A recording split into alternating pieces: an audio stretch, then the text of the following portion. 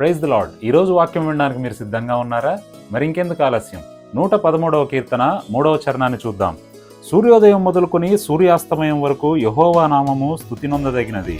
దేవుని నామాన్ని స్తుతించడానికి లేదా ఆరాధించడానికి ఒక ప్రత్యేకమైన సమయం లేదా సందర్భం అంటూ ఏమైనా ఉంటుందా? ఆదివారం చర్చికి వెళ్ళినప్పుడే మనం దేవుణ్ణి ఆరాధించాలని. సర్వశక్తిమంతుడు, సర్వోన్నతుడు, భూమి ఆకాశములు సృజించిన గొప్ప దేవుడు, స్తుతిపాత్రుడు, స్తోత్రార్హుడు. ఈరోజు నువ్వు కష్టాల్లో ఉన్నా, నష్టాల్లో ఉన్నా, సంతోషంగా ఉన్నా, బాధల్లో ఉన్నా, నీ జీవితంలో అంతా నువ్వు అనుకున్నట్టే జరుగుతున్నా, లేదంటే అసలు ఏం జరుగుతుందో తెలియకుండా గజిబిజి గందరగోళంలో నువ్వు ఉన్నా, ఎలాంటి పరిస్థితుల్లో అయినా నువ్వు దేవుణ్ణి స్తుతించవచ్చు.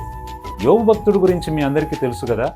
ఆయనకున్నది సర్వస్వం ఆయన కోల్పోయినప్పటికీ యెహోవా ఇచ్చెను, యెహోవా తీసుకుని పోయాను, యెహోవా నామమునకు స్తుతి కలుగును గాక అని ఆయన అనగలుగుతున్నాడు. అటువంటి భక్తి, విశ్వాసం ఈరోజు నీకుందా?